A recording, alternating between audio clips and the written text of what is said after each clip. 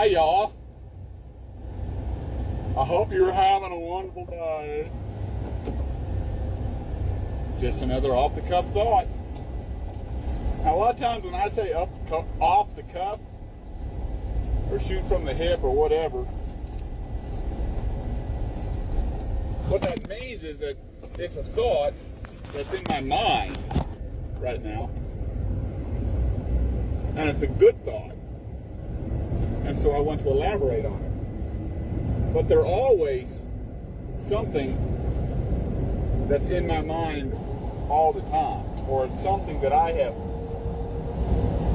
thought about and dealt with already in some form or fashion, or preached about it, or studied it, or something that I'm dealing with right now, and I've thought about making a video or something, and it's come up. So here's the thought: what are you going to do when the other person is not going to do right? Okay?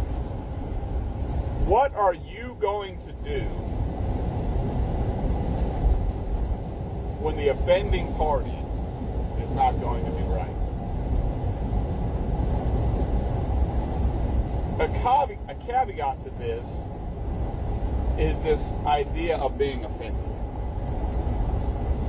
Okay, if you're easily offended, there's something wrong with you. And even if you're not easily offended, most of the time when you are offended, it's showing a weakness in you. When I'm offended, it shows a weakness in me. Great peace have they which love thy law, and nothing shall offend them. Okay, we're all human, and we get offended. Okay, so it's a mirror, and you need to get in a practice of, okay, Lord, this person irritated me. This situation is aggravating me. What he or she said offended me. So why?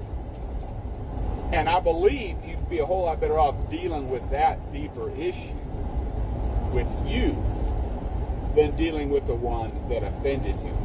That being said, the Bible's clear that offenses are going to be made, and that when they make an offense, they need to make it right. So what are you going to do when they don't make it right?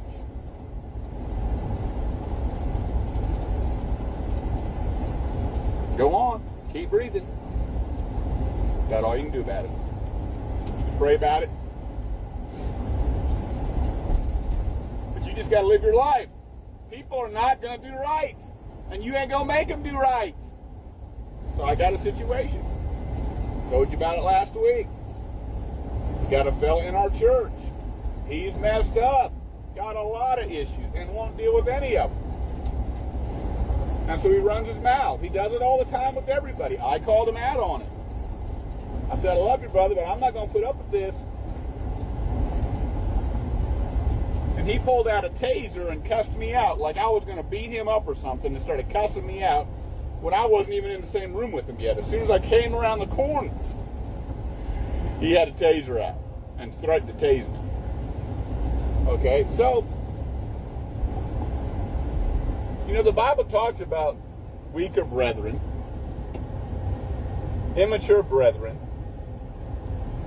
immature people, foolish people, and it talks about wise people, and mature people, and spiritual people, and how we need to try to help them acknowledge our own faults and be honest about that. But when there's somebody that's really done an offense, listen, I'm not mad at the guy. I don't care. Listen, I say this as a term of endearment, but he's just an idiot. He's a fool. He's a biblical fool. Okay?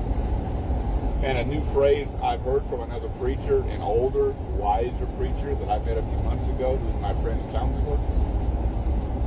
He uses the phrase, be kind to dumb animals. I don't have to be mean or vindictive, and I'm not. I don't care. I'm living my life. But the Bible's clear. In some of these situations, you mark them and avoid them. If they don't want to make it right, you take it to the brethren. You know, and ultimately, if they don't get made right, church discipline. I don't want to go that route. My pastor probably wouldn't even let me take it that way. I don't want to go that route. And his offense is not that, but there's a rift between us. And so I'm going to talk to him. I talked to the pastor. I said, well, listen, he's not making anything right, you know. So, and he said, well, he's not man enough. He's not going to come make it right. And I said, well, I'm not bothered by it at all.